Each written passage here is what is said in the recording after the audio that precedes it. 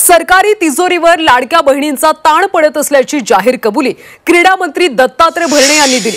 त्यामुळे राज्य सरकारला लाडकी बहीण नकोशी झाली आहे का असा सवाल आता विचारला जातो। मंत्री दत्तात्रय भरणेंच्या या विधानानं नव्या वादाला तोंड फुटण्याची शक्यता आहे। मंत्री भरणे यांनी इंदापुरातल्या एका कार्यक्रमात लाडकी बहीण योजनेचा राज्य सरकारच्या तिजोरीवर ताण असल्याचं म्हटलं। एकीकडे लाडकी बहीण योजनेमुळे सत्तेत येणं महायुती सरकारला सोपं झालं, मात्र तीच योजना आता महायुती सरकारला डोईजड होत असल्याचं पाहायला मिळतं।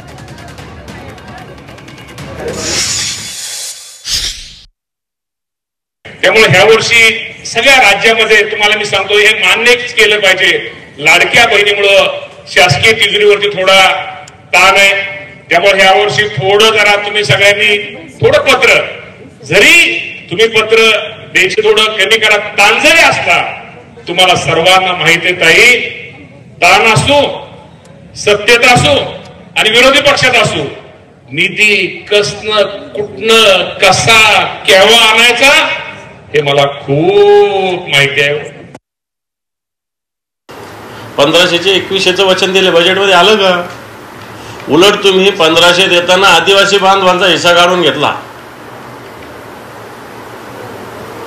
त्याच्यानंतर सामाजिक न्याय विभागाचा हिस्सा काढून घेतला, अनेक विकास कामाला तुम्ही काट मारला आणि लाडक्या बहिणीला दिलं।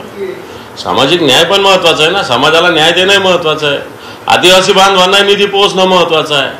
परंतु तो निधी तुम्ही काढून याचा तोंडातून काढून त्याच्या दुसऱ्याच्या तोंडात काढला, मला असं वाटतं ही सुद्धा भूमिका चुकीची आहे।